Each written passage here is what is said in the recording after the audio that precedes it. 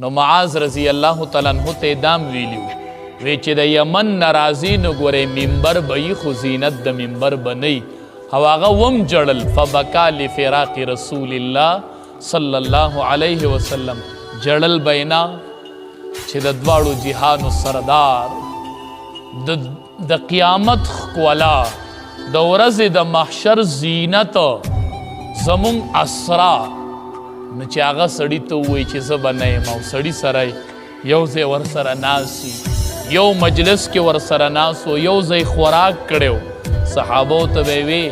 وی انا لکم بمنزلة الوالد للولد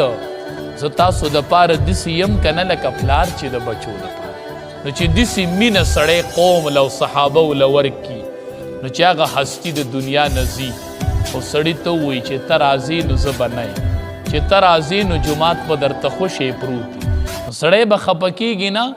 صحابه بس نبی علیه السلام په منبر ناست و تقریر یې کو صحابه داسې ناست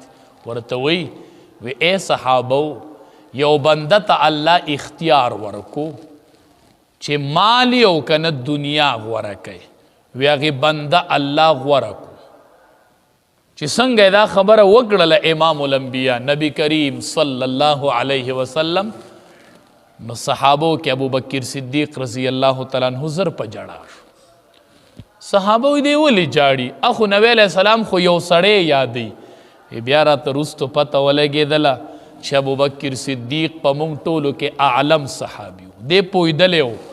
ابوبکر صدیق رضی الله تعالی عنہ ورته وی چې نبی علیه السلام ووی چې یو بنده نو دا د ځان یادو